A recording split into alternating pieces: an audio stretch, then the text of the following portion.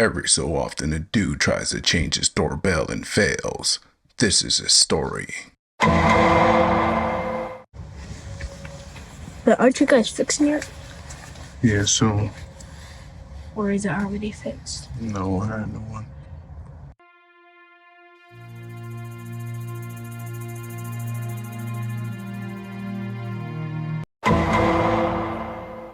So me and my beautiful wife were out on the town. Then we came home, opened the door, and smelled burnt plastic. You ever smell burnt plastic? It's like the kiss of death. It turns out our daggone chime started melting. And it's not the actual chime, it's those little plungers inside the chime that when you ring the doorbell, those plungers pop up, hit the bell. But the thing is, if there's too much voltage going to those, or if they get stuck, they'll start melting. And that was the source of all that funk in our crib. Anyway, to make matters worse, our doorbell stopped working as well. See, I had the first generation Nest Hello. I thought to myself, how do I make this better? So I went into Amazon, I put the new one in the cart, feeling good about myself, saying, hey, when it comes in, I'm gonna install it in a jiffy. Wrong, you've seen the video. I had that yellow light blinking. And what that yellow light means is low voltage. And when you have low voltage, guess what? Cancel Christmas on your doorbell working. So through my mistakes, as well as my troubleshooting, I figured out all the major pitfalls people go through in their installation process. And I'm gonna go through every single one, well, the major ones, and so that you don't have to go through them like I did. But before we start, please help a brother out and subscribe, like right now. All right, let's get into it.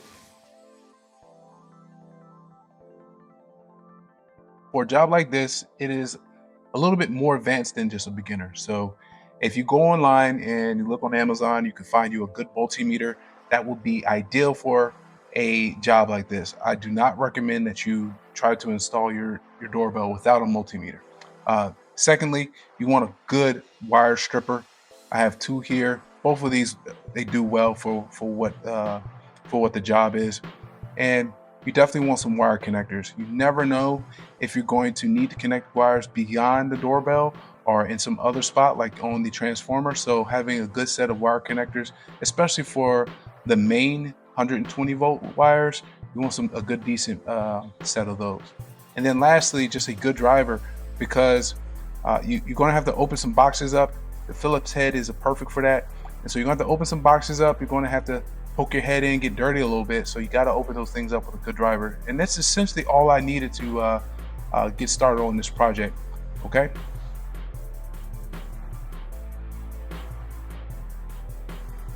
Low voltage. Yes, this is one of the culprits of a smart doorbell not working, especially in the Nest realm.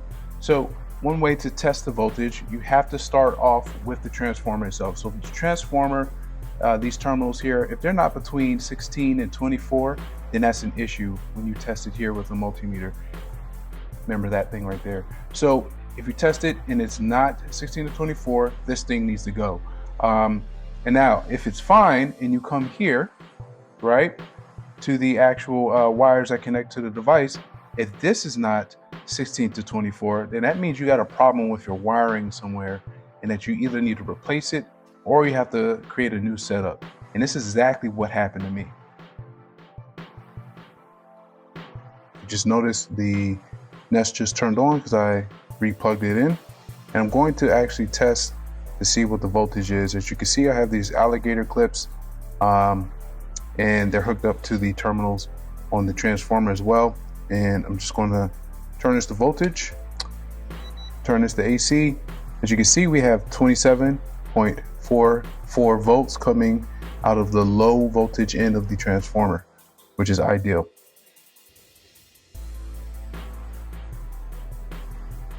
All right, I wanted to show you this setup that I have for my transformer, the circuit going to my Google Nest second generation, and as a test to see the continuity and making sure that everything works. So I have this regular cord. I got this from probably just like an old computer or something like that. And it has the ends kind of snipped off. This is going to mimic the 120 volt going to the transformer that you see here. All right. I didn't have a ground, so I wrapped the ground around a nail and hooked it up to this metal pegboard that I have here. Maybe recommended, maybe not, but I already checked it out. And then on this side, this is where we have the low voltage. So if you see here, they have the two terminals. These are the two loads that go to the doorbell. One of the doorbell wires is hooked directly up to the load, and then the other goes to the Chime connector circuit that is provided to you by Google.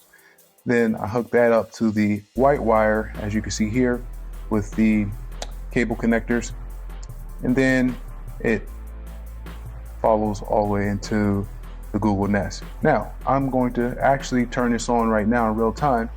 So you see me plugging this in, so I can keep this steady.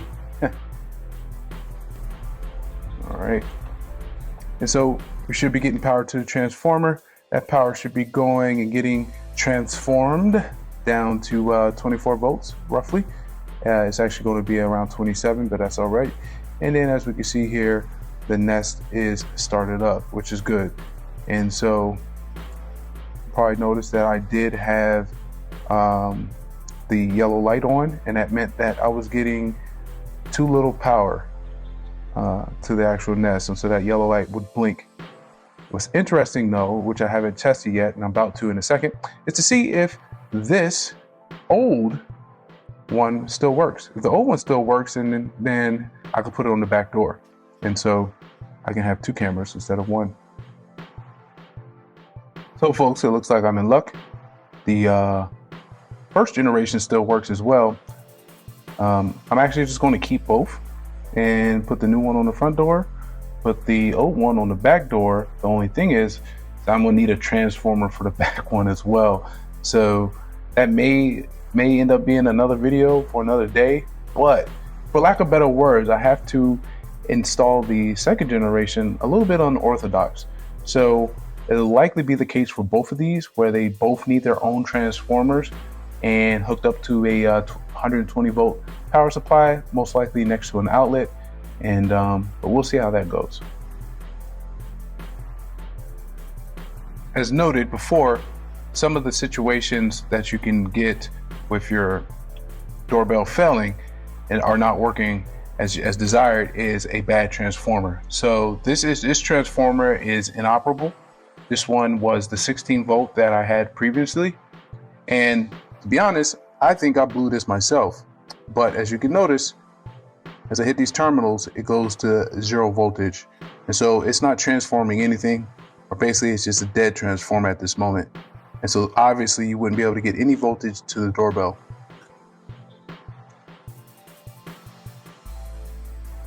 This is a beautiful example of what not to do. You have high voltage and low voltage and the transformer all in one box. Obviously we shouldn't be doing this. As you can see with the red caps on, that is your high voltage 120 from the power main, and then you have the low voltage over off to the right. Don't ever do this. This is an electrical hazard. Yeah, just don't do it. Here you see a actually good way to go about it. You have a junction box and you have the transformer on the outside of the box. As you can see, the low voltage coming from the transformer terminals are there in red and white, going off to the doorbell. Everything that is high voltage is inside the junction box, tucked away safely, so that if anything happens, it's protected and isolated from the low voltage terminals of the transformer. All right, so in this video, I went over the major situations that you will have with your doorbell. That's low voltage, that's poor wiring, and that's a faulty transformer. Stick with me in my next video where I'm installing the second generation Nest in a crazy spot of my house. Hopefully it's not a fiasco. So folks, if you enjoyed this video, please subscribe and leave a comment. I would really like to engage with you. I'll holler at you next time.